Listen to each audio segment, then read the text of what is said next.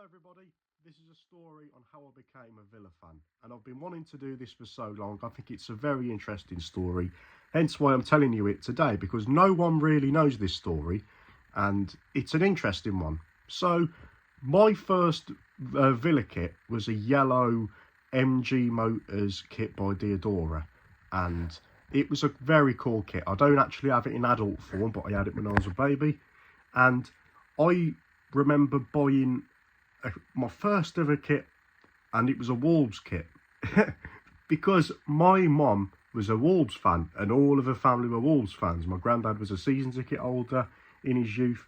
They all like Wolves, so I went over there and I got the kit. It had Chaucer on it, and it was an interesting time really, and especially with my granddad on my dad's side was actually an Albion fan, so every Christmas and every birthday I'd have Albion kits, Wolves kits and stuff. I was born in a very big black country area, so it was either Albion or Wolves at the time. And whenever you'd see a Villa fan, that Villa fan had become your best friend, because it was quite rare to see a Villa fan in those areas. Blues, very little. I don't remember seeing a Blues fan actually in Cradley Heath at the time. I don't think I've ever seen one. So it's quite rare. And I really did enjoy going to Villa, and I think when I understood football when I got a little bit older, I wanted to sit in the whole tent because I'd watch videos of Villa, Albion, Wolves, Blues at the time, and I was really drawn to the whole tent and just the structure of it and the atmosphere of the fans who would sit there, and I thought I really wanted to sit there, and I sat there when it was under Paul Lambert. Really good season, 6-1 against Sunderland as well. And Benteke was top scorer that season. And I think Gabby broke Dwight York's record. That was actually in the Sunderland game too. And Benteke grabbed a hat-trick that game. So it was cool. It was a really cool season. We did enough to stay up, but it wasn't really the best football under Lambert, really. But we had a lot of youth players coming in that I remember.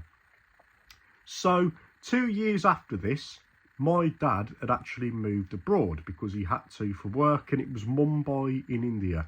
So it was a very big culture shock, and I ended up going over there with him.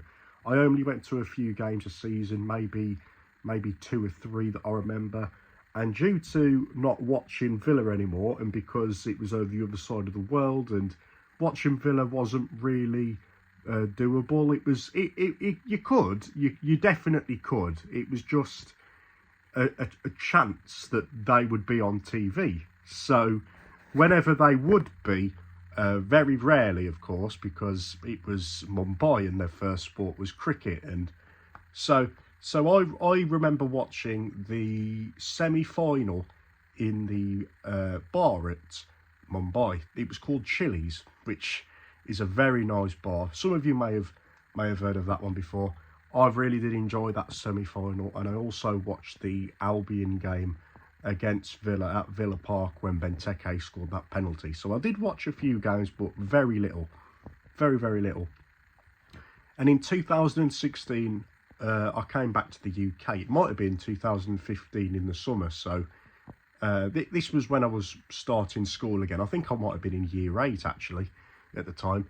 So I went back over to the UK and totally fell out of love with football at this point, because naturally, if you're not going to be exposed to it very much, you're going to probably fall out of love with it a little bit, and especially with him being so young, you're a 13-year-old kid. I said to my mum that I want to support Villa again, so she agreed that she would get me a season ticket, and then I got the season ticket. We got all the kits. I started the YouTube channel that I've got today, and that was basically what I decided to do, was to film the games and just show you guys the journey of me getting back into football and supporting, where now I'm as diehard as they come. You know, I go home and away and into Europe and things.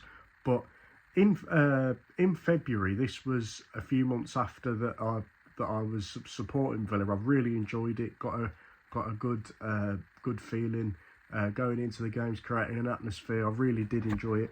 And actually, so in February we were facing Nottingham Forest away, and it was a 5:30 kickoff. And my nan said to me one time when I was staying over there, she said, "Look, your granddad's going to the Albion.